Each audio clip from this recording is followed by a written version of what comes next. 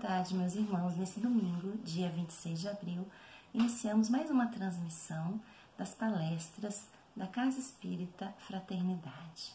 Vamos iniciar com uma leitura do livro Vinha de Luz, de Francisco Cândido Xavier, pelo Espírito Emmanuel. Necessidade essencial.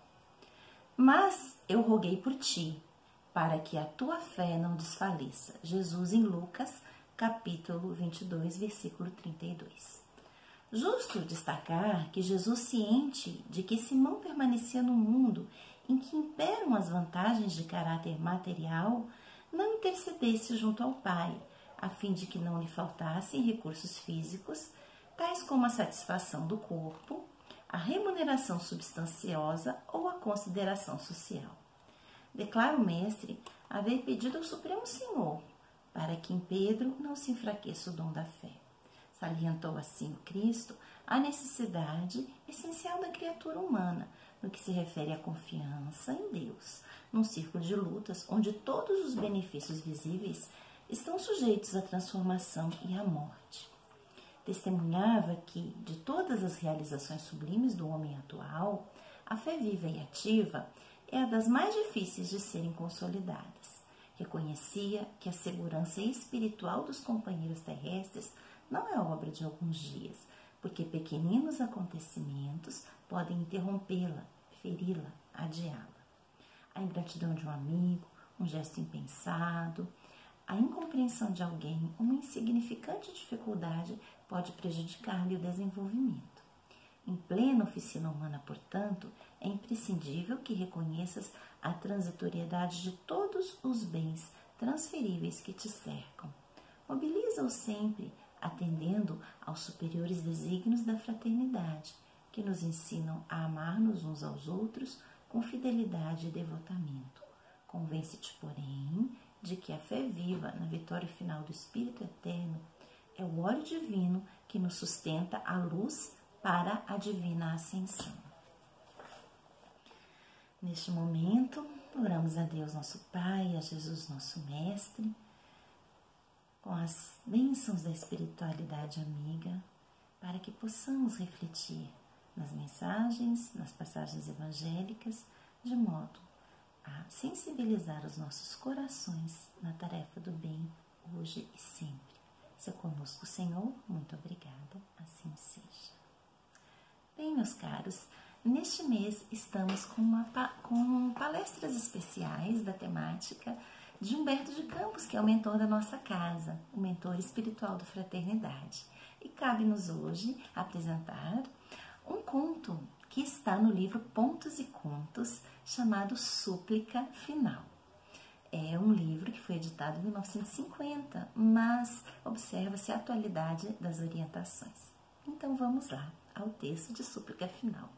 Conta a espiritualidade que certo homem, confiante na certeza de que o Mestre Jesus distribuía as graças de acordo com as solicitações e preces de cada um, pediu-lhe dinheiro, alegando a necessidade de recursos materiais para o trabalho no bem. Ouvindo os pedidos, o Salvador mobilizou os emissários celestiais e, em breve, a fortuna veio ao seu encontro, enchendo-lhe os cofres e tornando-lhe a mesa farta.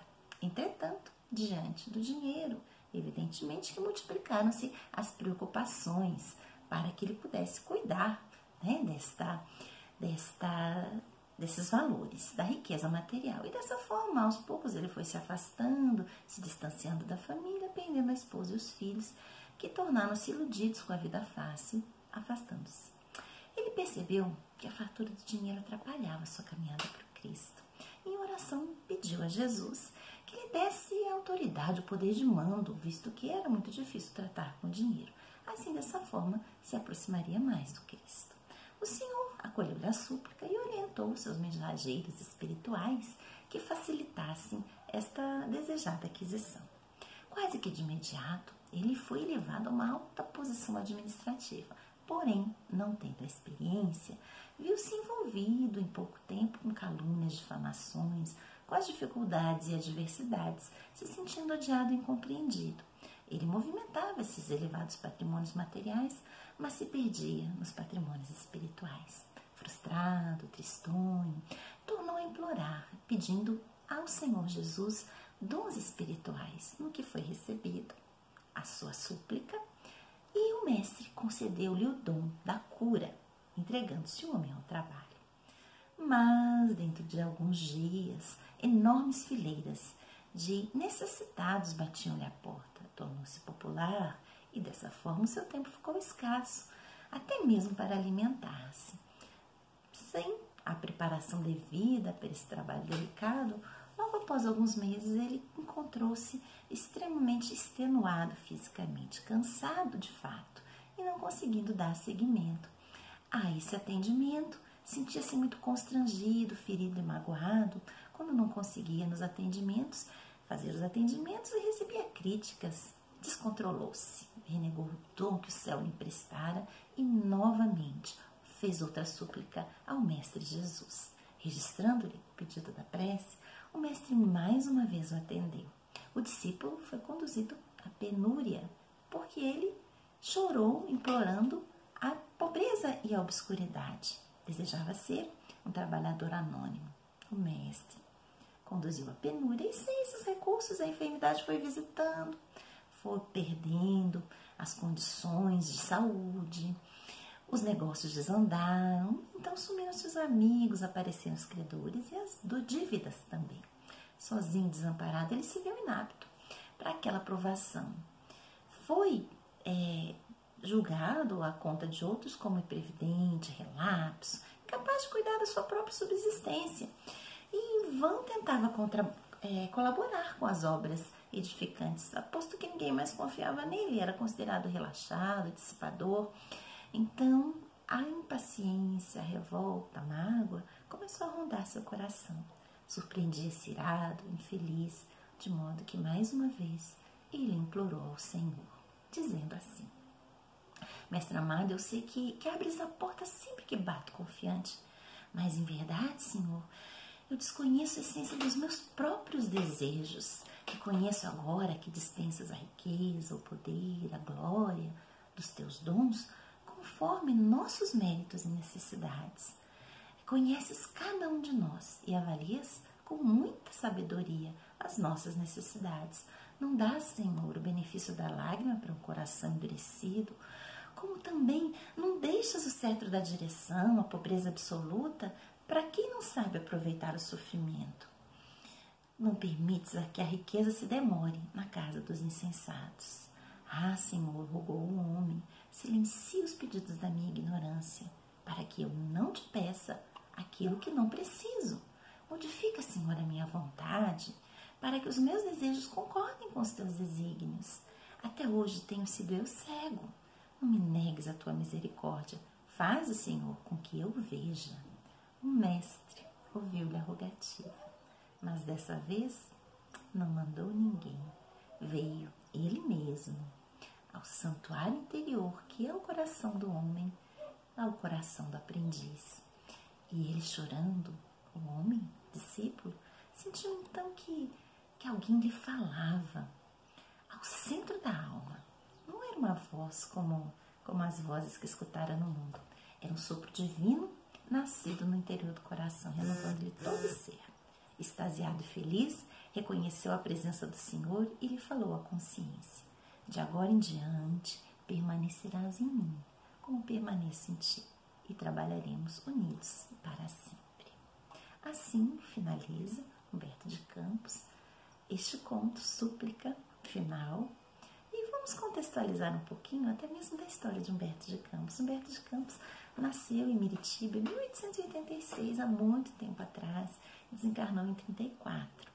Ele veio de uma família muito pobre, muito humilde, e ele ficou órfão de seu pai aos 6 anos de idade. Portanto, a sua infância foi marcada pela adversidade e, sobretudo, pela miséria. Ele não teve condições de estudar como tantos outros, entretanto, esforçou-se bastante e, autodidata que era, conseguiu concluir os estudos. Mais tarde, ele mudou-se para o Pará e para o Rio de Janeiro e, de uma certa forma, ele conseguiu, através do esforço da superação, ter uma vida bastante diferenciada do que lhe esperaria a própria miséria inicial de sua vida. Foi poeta, foi contista, crítico, cronista, jornalista e também memorialista. Aos 33 anos de idade, Humberto de Campos tornou-se membro da Academia Brasileira de Letras. Fez um sucesso numa época que poucos liam no Brasil. E algo muito curioso acontecia, que contam seus biógrafos, que as crônicas de Humberto elas eram publicadas diariamente enquanto vivo aos jornais da época. E juntava muita gente olhando as crônicas que eram afixadas na sede do prédio dos Diários Associados no estado de São Paulo, como se junta hoje muita gente em frente das televisões assistindo uma partida de futebol. E os leitores, identificando-se com Humberto, eles escreviam pedindo-lhe conselhos e orientações, ao que Humberto respondia de um modo impessoal, mas buscando sim a essência do problema.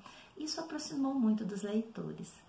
Embora Humberto não fosse espírita durante a sua encarnação, essa atividade que ele fazia se assemelha muito ao atendimento fraterno nas casas espíritas.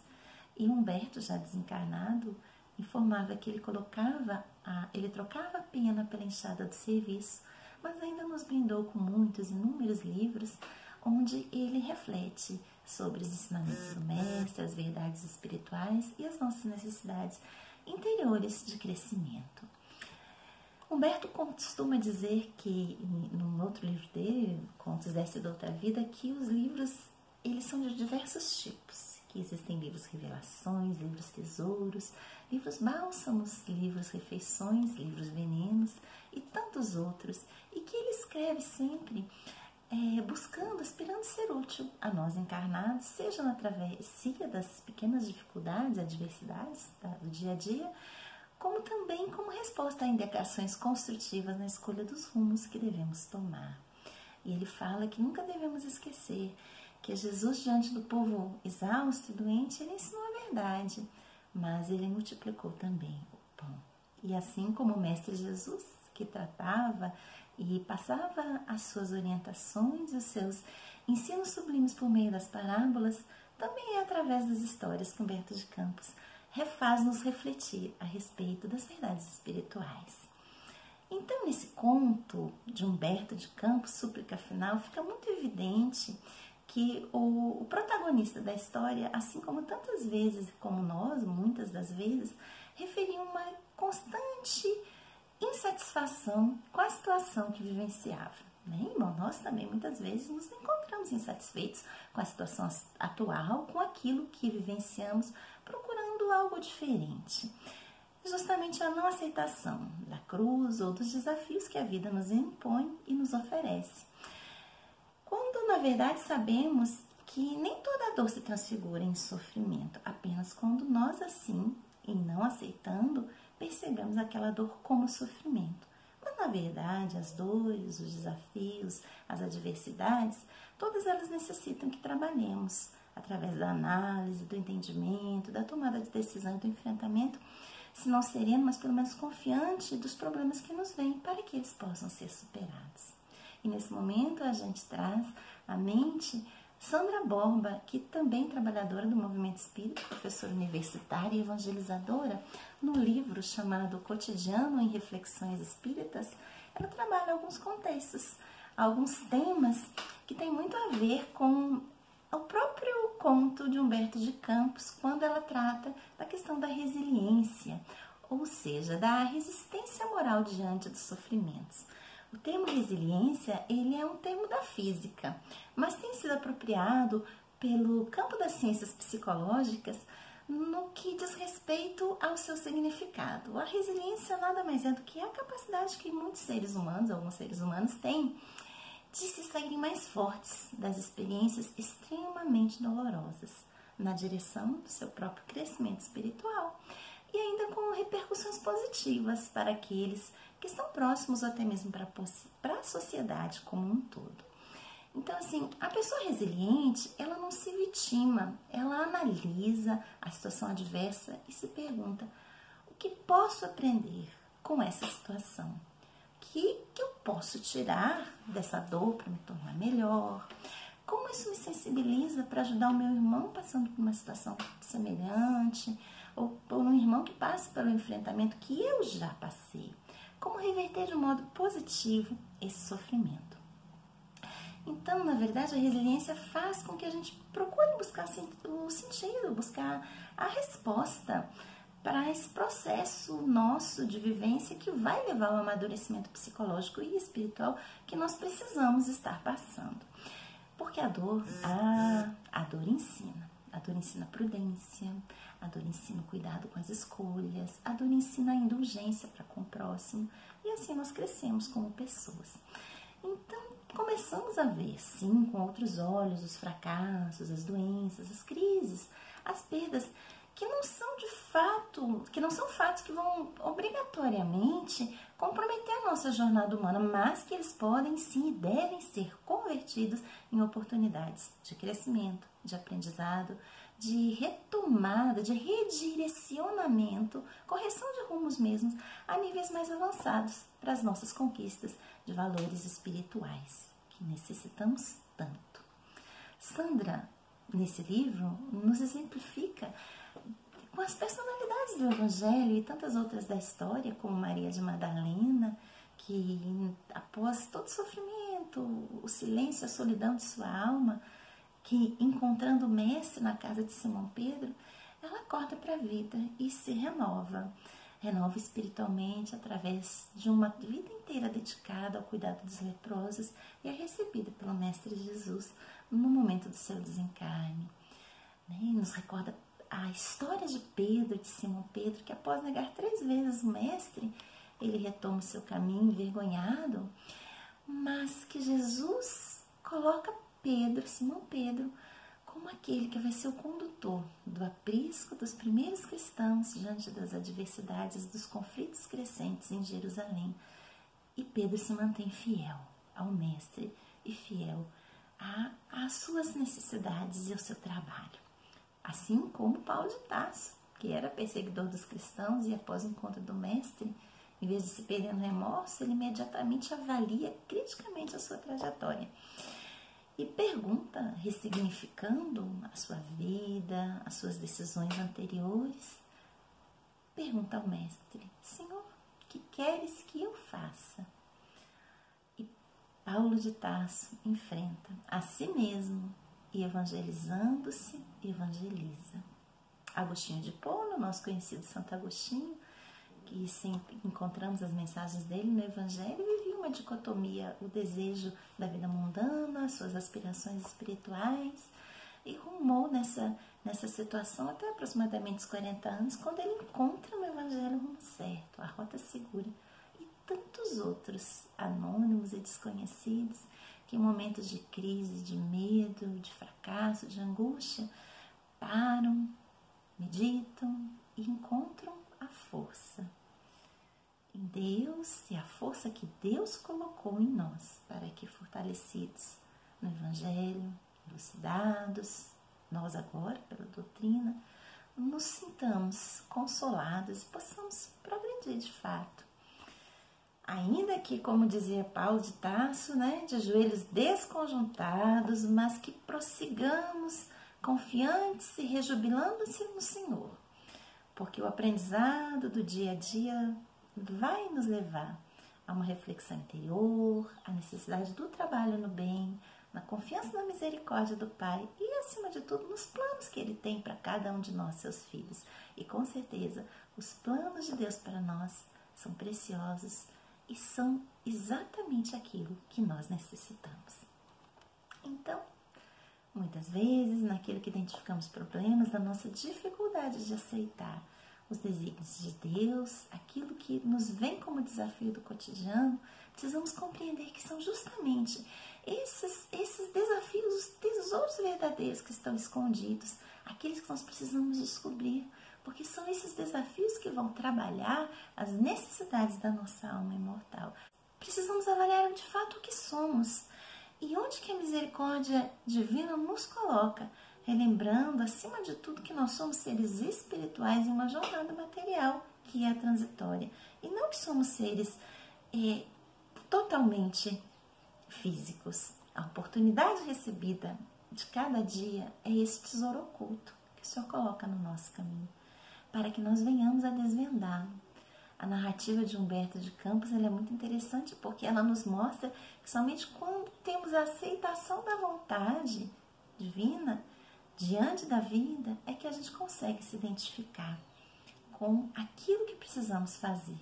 É justamente quando o discípulo fala assim: ah, Senhor, silencia os pedidos da minha ignorância, que eu não te peço que eu não preciso. Senhor, modifica a minha vontade, para que os meus desejos, eles concordem com os teus desígnios. Porque até hoje eu tenho sido cego. Senhor, não negues a tua misericórdia, faz com que eu veja. Com que eu veja o quê? Com que eu veja aquilo que preciso fazer. Com que eu veja aquilo na qual eu preciso me corrigir. Que eu perceba o aprendizado oculto dos obstáculos que vêm das situações vividas. Somente assim, quando ele reconhece o cuidado de Deus, o cuidado de Jesus para conosco, somente assim, quando ele percebe que não é a vontade dele, mas é a vontade do Pai que precisa se expressar na sua vida, é que ele consegue se acalmar, ele consegue que Jesus acesse o seu mundo interior. É aí que ele tem o reconforto e ele tem o fortalecimento, porque é aí que vem a conexão com o Pai maior, aí que vem a conexão com o Mestre Jesus. E nesse processo de aceitação é que vai acontecendo essa ressignificação, da identificação daquilo que parece ser negativo, que parece ser difícil de ser superado, para justamente a superação. Nota que a gente não fala de passividade, nem de determinismo, nem de comodismo, mas sim da compreensão, porque é a partir dessa compreensão que é a condição de haver um posicionamento e uma mudança de rumo. Então, que nós possamos hoje e sempre confiar crendo, confiar aceitando, confiar trabalhando e confiar ressignificando aquilo que recebemos diante de nossas vidas, para que a gente possa compreender que tudo que o Senhor nos oferece é justamente aquilo que nós precisamos. E é assim que a gente entende o que recebe e realiza a obra de Deus em cada um de nós. Para finalizar, vamos lembrar de uma música chamada Coragem e Fé, de Jean Charles. Vamos ler? Vou ler para vocês essa música de Jean Charles, que fala assim: quero ter coragem e fé em toda dor, em todo mal que acontecer comigo. Sabe a luz de eterno amor que vem de Deus e o consolo de tão grande amigo, que é Jesus, né? Sei que vens provar minha fé, se confio na tua vontade, se me manterei de pé, mesmo até após a grande tempestade. O que semear aqui por toda a minha vida, colherei na vida do Espírito. Frutos de coragem e fé, ante o medo e a fraqueza, provirão de teu amor perfeito. E se um dia sucumbir, vou querer levantar e seguir a caminhada firme em tua mão. E quando forte estiver e alguém vier perguntar, é Cristo em minha alma, corpo e coração. E assim, irmãos, nós finalizamos essa nossa palestra do domingo de hoje, pedindo e rogando a Deus, nosso Pai, que nos ampare, nos fortaleça, que nos permita ter olhos de ver o que a espiritualidade amiga e bondosa coloca em nossas vidas, os desígnios de Deus para a nossa existência, e que possamos, acima de tudo, hoje e sempre, sermos gratos a Deus, nosso Pai, pelas dádivas que recebemos, pela misericórdia de seu amor em nossas vidas, e que, acima de tudo, nos coloquemos à disposição do Mestre Jesus, nos coloquemos à disposição de Deus, nosso Pai, para que em nós se faça a obra do Pai hoje e sempre. Que nesses momentos difíceis e tormentosos pelo qual passa a humanidade, nesse tempo de provação, nesse momento de transição planetária, que nós possamos nos conectar por meio da prece, por meio da força da vontade com Deus, nosso Pai, e que não nos abandonemos, que não abandonemos aqueles que seguem conosco nessa tarefa de edificação interior. Assim seja, graças a Deus. Obrigada, irmãos, e encerramos a nossa transmissão desse domingo.